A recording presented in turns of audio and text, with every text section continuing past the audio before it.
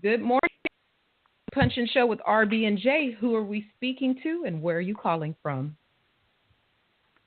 How you doing? Yes, I am Abner Mares, a new world champion. Thank God.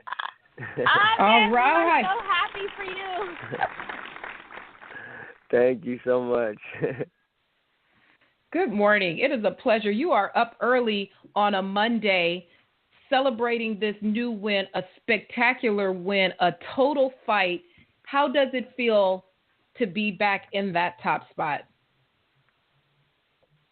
Well, first of all, yes, I'm really up early today, Monday. I had to take the kids to school, something that I've been missing since training camp and all. So it's time to put time now on my family and my kids, and it's a great feeling, man. It's a beautiful feeling to be world champion once again.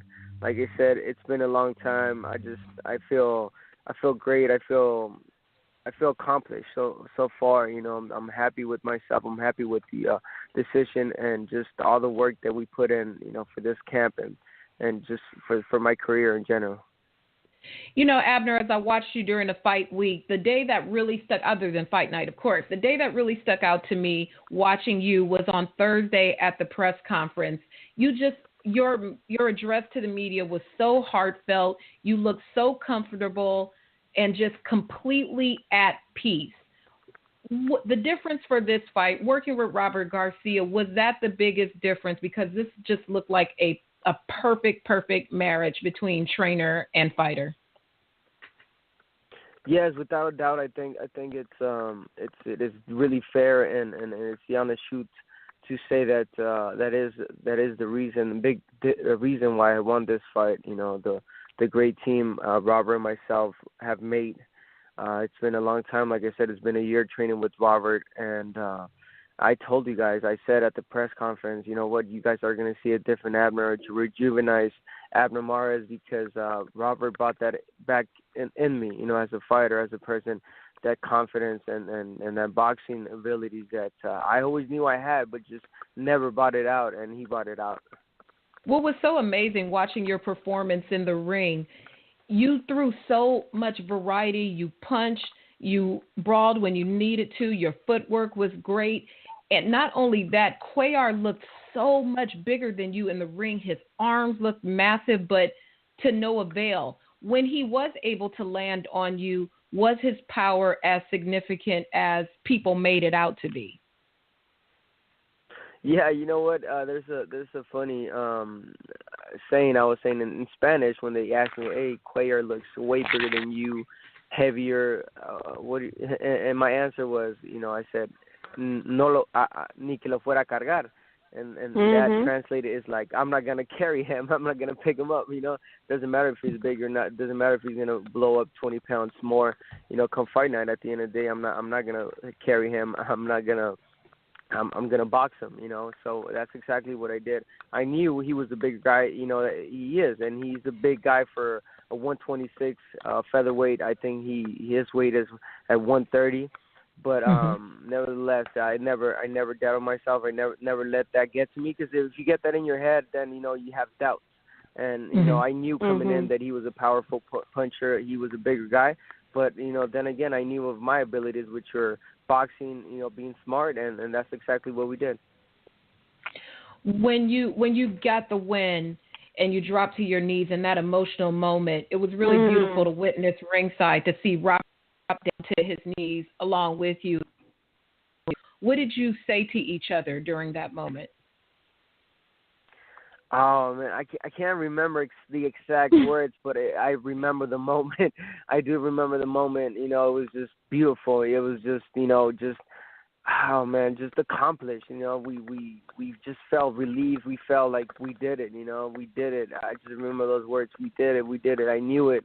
And, you could go back and watch the tape, the rerun, and you see Robert's face. He's happy. Like, we both became champions that night, and as a coach, he did it, and I did it as a fighter. So it's a great feeling. Obviously, Robert, he's the one that that took Cuellar to become a world champion and to actually dethrone him and beat him with me and take his championship back. I think that's got to be a mixed feeling, that he has. But nevertheless, he's happy with my performance, and as a coach, I think he's just happy because I listened to every single word and every single advice that he told me to do in that ring.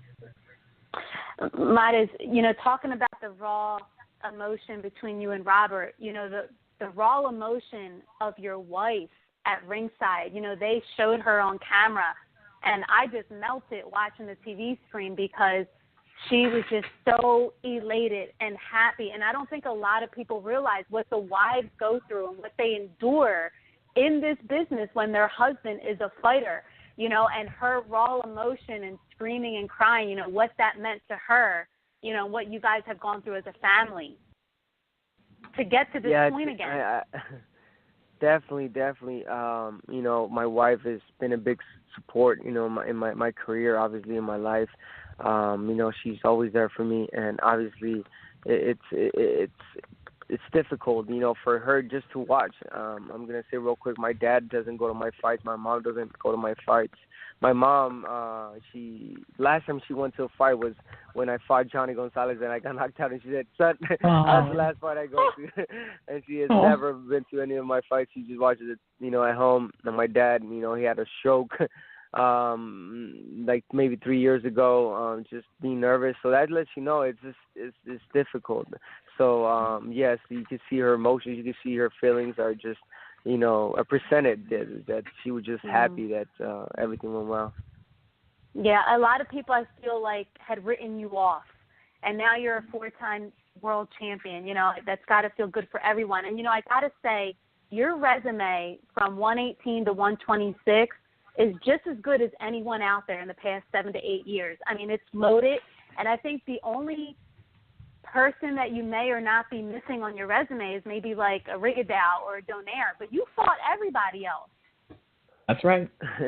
Yes, you know what? I want to be known as that. I always said that I'm not afraid of anyone. And this is the honest truth. I'm not afraid of any fighter because at the end of the day, I have 2 hands. I could defend myself. So I say it, sarcastically, but it's true. The only people I'm afraid of is obviously God, my wife, and my mom. Those are the only three people I'm afraid of, but no one else. So there was somebody on Twitter the other night who was talking real heavy, and that was Frank Espinoza. I think he used to be managed by him. And he was really talking heavy that he would love to make Oscar Valdez versus Abner Mares in 2017. Is that feasible? Is that possible, you think?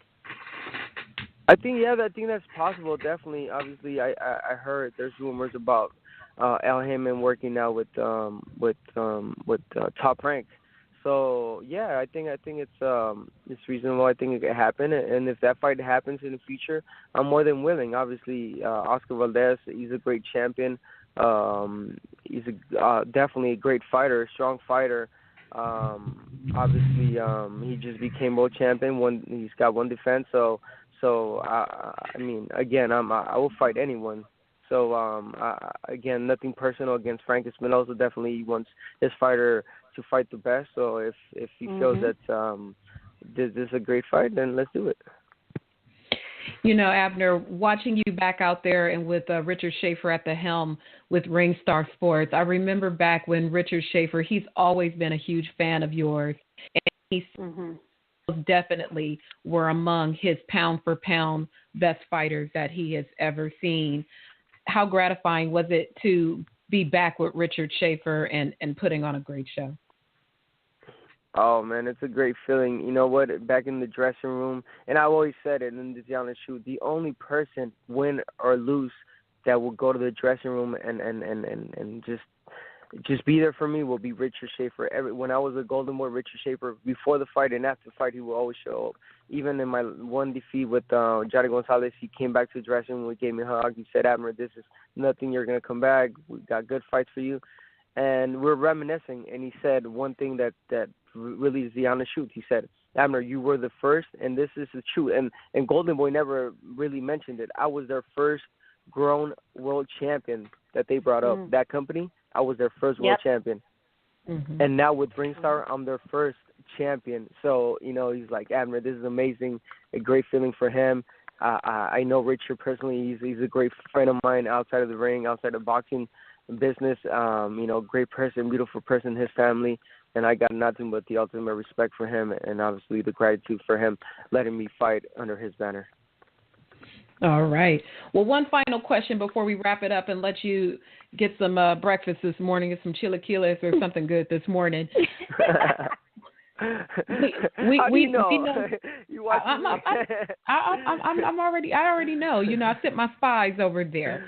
The most important thing that we need to know is, how did the Banda do? We know you take your Banda seriously. How did they do Saturday night? Are they pound for pound champions on the instruments?